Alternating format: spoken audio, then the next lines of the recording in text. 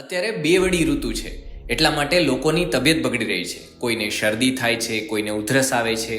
એવામાં સમાચાર હવે એવા સામે આવ્યા છે કે 800 જેટલી દવાના ભાવ વધી શકે છે.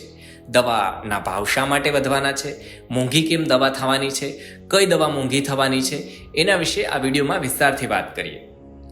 પેનકિલર, એન્ટીબાયોટિક્સ અને ચેપ ન લાગે એવી દવાઓ જે કેટેગરીમાં આવે છે એવી 800 જેટલી દવાના ભાવ 1 એપ્રિલથી વધવાના છે.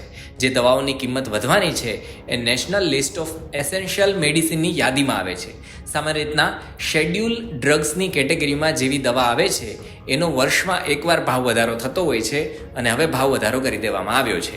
દવાના ભાવ વધવા પાછળ કારણ એ છે કે દવા બનાવવામાં જે કાચો માલ વાપરવામાં આવે છે એના ભાવ વધી રહ્યા છે, જેના કારણે દવાના ભાવમાં વધારો થઈ રહ્યો છે.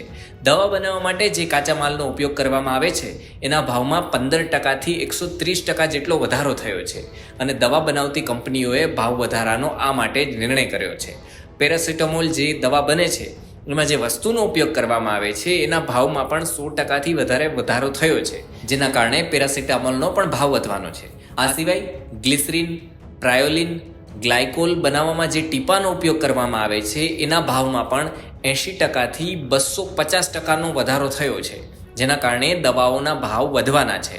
લોકોને દવા મોંઘી પડવાની છે, પણ આ મામલે દવા બનાવતી કંપનીઓને તર્ક આપ્યો છે કે અમે જે ભાવ વધારો કરવાના છીએ એ સાવ સામાન્ય છે, માટે ભાવ વધારાથી લોકોને કંઈ એટલી બધી વધારે અસર નહીં પડે.